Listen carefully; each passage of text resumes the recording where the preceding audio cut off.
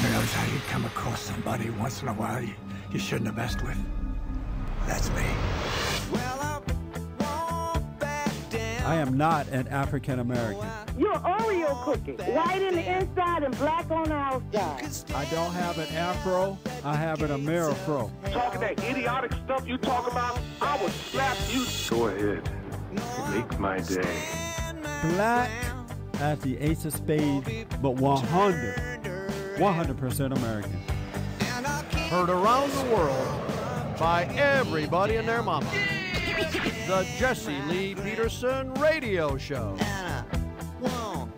Uniting the races with truth instead of dividing them with lies. We're also rebuilding the family by rebuilding the man. I have with me someone that is going to help you or just really step by step show you how to become successful in life.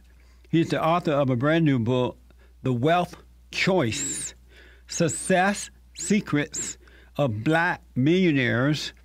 Dennis Kimbro is with me, and this is an important topic to me because this is America, and if you really, really want wealth, there's no reason that you should not have it. And so I'm honored to have Dennis with us. Dennis, good morning, sir. Welcome to the show. Hey, thanks for having me, Jesse. Hope everything is well on the West Coast, my brother. Yes, sir, it is. All is well, and I appreciate it. I also appreciate your book, The Wealth Choice. Dennis is a best-selling author and business school professor. He is an authority on leadership, wealth, and success.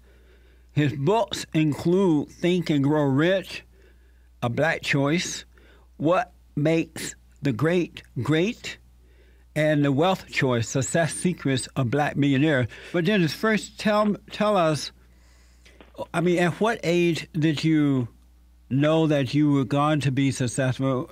How did you get rolling personally? Well, again, success for me is to find my area of excellence, to discover what I was passionate about. And I want to tell your listeners out there right now, Jess, there's only 3 questions you got to answer in order to find your area of excellence. Why is that critically important? Because when you are the best at what you do, number 1, you never have to worry about income, and number 2, you never have to worry about employment because the marketplace will seek you out. But the 3 questions are, number 1, what do you love to do? What do you have a passion for? What can you throw your whole heart and soul into? Question number 2, what would you do for free? If no one ever paid you a dime, if no one ever gave you financial reward for your efforts, what would you do for free? Because when you're doing what you love to do and you would do it for free, your work is your play. And if your work is your play, you'll never have to work a day in your life. And then last question, if you can't answer those questions openly and honestly, go to those people who you respect and admire and ask them, what do you see me as? What do you think I would be good at doing? In other words, what is your area of unfair competitive advantage? And I tell my business students every day, Jesse, you have just as much opportunity today as Bill Gates or Warren Buffett or Steve Jobs. I don't care. You can find somebody who's homeless in the street holding up a sign, I will work for food.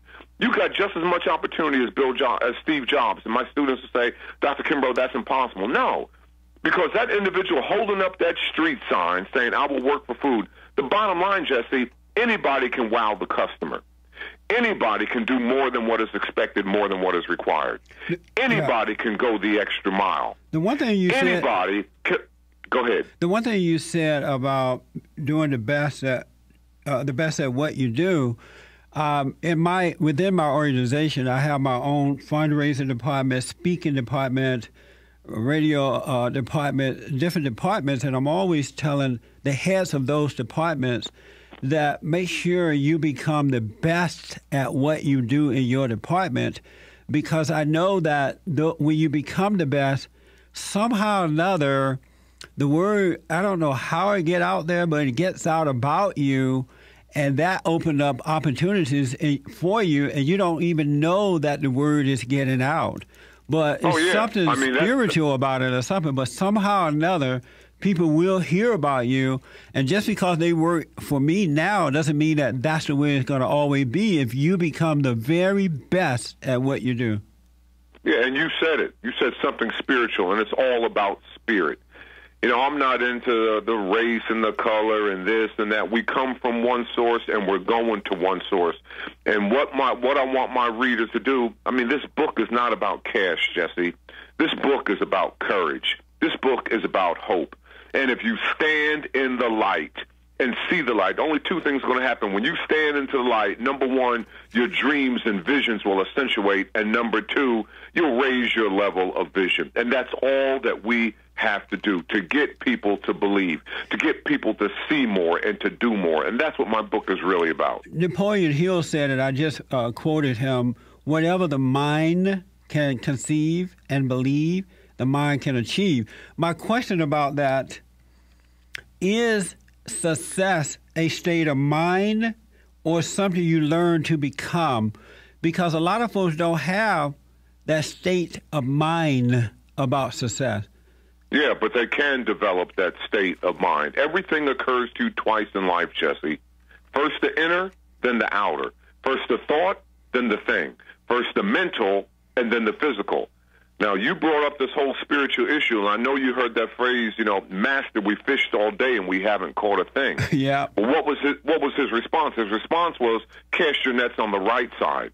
Well, he wasn't talking in terms of right versus left, but he was talking in terms of your thinking. I mean, again, going back to the biblical phrase, the first shall be last and the last shall be first. Well, what in the world does that mean?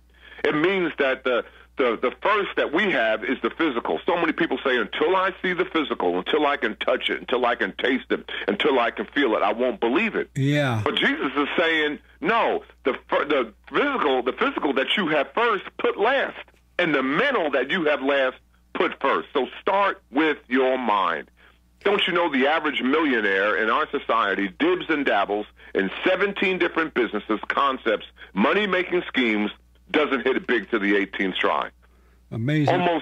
Almost every millionaire in the United States goes bankrupt 2 or 3 times before they hit their goals and objectives. But it all starts with belief, and it all starts with changing your level of vision and state of mind. Proverbs 4:23 says, be careful how you think. Your life is shaped by your thoughts. What I've noticed in a lot of folks who want to become independent entrepreneurs, they don't have the insight to see it through. If things don't start manifesting itself or themselves right away, their mind causes them to back out of it and start something new. And then if that doesn't work right away, they'll start something new, and then they get frustrated and don't do anything because they're not realizing that they're planting a seed, and you got to give that seed time enough to grow. Oh, without a doubt. There are 5 phases to entrepreneurship. I mean, just because you own a mom-and-pop hamburger stand doesn't make you an entrepreneur. But if you own a McDonald's, a Wendy's, a Burger King, a Five Guys, whatever, you're definitely going to be an entrepreneur. But there are 10 different forms of wealth, and perseverance and persistence is one of those forms of wealth. And you mentioned so many times folks start a business and they quit, and that's what perseverance and persistence is, Jesse. It's the belief that you have in yourself. And here's the good news. You're the only individual who can keep score. I mean, when I interviewed Damon John of Shark Tank, I said, what was the defining moment in your life? And he said, when I had to burn the furniture. And I said, what do you mean burn the furniture? He said, when I finally got financing from Samsung, I hired all these seamstresses, and they showed up at my mother's house with all their equipment, and I had no place to put their equipment. I said, what did you do? He said, I took all the furniture out of my mother's house, put it in the backyard, and set it on fire. You, as an individual, keep score. And Jesse, where do dreams and visions come from? A dream, a vision comes from your creator knocking on your subconscious, asking you, do you want more out of life? And this is the vehicle. Let me take one final break here. When I come back, we'll tell the folks how to get your books again, and hopefully this helped. I hope it did. Back in a moment, folks.